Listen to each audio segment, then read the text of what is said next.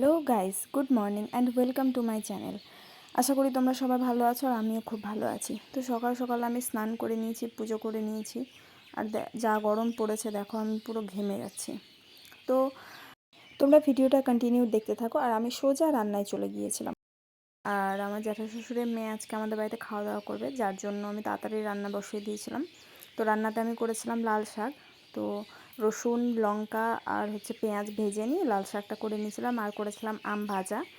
আর তারপর করেছিলাম মাছের ঝোল। তো মাছগুলো এক এক করে সবগুলো ভেজে নিয়েছিলাম। তো আমাদের সিম্পল মেনু ছিল আজকে মাছের ঝোল, আম ভাজা আর লাল শাক, অল টাইম ফেভারিট। আর আমি মাছ খেতে প্রচুর ভালোবাসি। তো আমার জ্যাঠাশ্বশুরের মেয়ে এসেছিলো, তারপর আমরা সবাই খাওয়া দাওয়া একসাথে করে নিয়ে তারপর আমি ঘুমিয়ে পড়েছিলাম।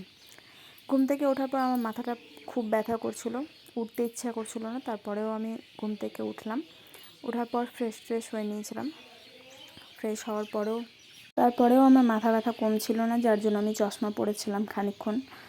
ভাবলাম চশমাটা পরে থাকলে হয়তো মাথা ব্যথা কমে যাবে, কিন্তু কিছুই হয়নি। তারপর আমি একটু ছাদে চলে গিয়েছিলাম। ছাদে হাঁটাহাঁটি করছিলাম। ভাবলাম হয়তো ছাদের উপর উঠলে হয়তো একটু বাতাস পাবো, কিন্তু কিছুতেই কিছু লাভ নেই, কোনো বাতাস নেই। তারপর আমি নেমে গিয়েছিলাম, নেমে চা করতে চলে গেছিলাম, কারণ আমি চা লাভার। হয়তো চা খেলে মাথা ধরাটা কমে যাবে, তাই চা করে নিয়েছিলাম ঝটপট। চা খাওয়ার পর সত্যিতেই আমার মাথা ধরাটা একটু খানিকক্ষণের জন্য কমে গিয়েছিল। তারপর দিনের যেহেতু মাছ ছিল, যার জন্য শুধুমাত্র আমি ভাত করে নিয়েছিলাম। তারপর আমি একটা ভিডিও শ্যুট করতে বসেছিলাম, যেটা তোমরা নেক্সট ভিডিওতে পেয়ে যাবে। সেটা হচ্ছে মোবাইল কভার পেন্ট।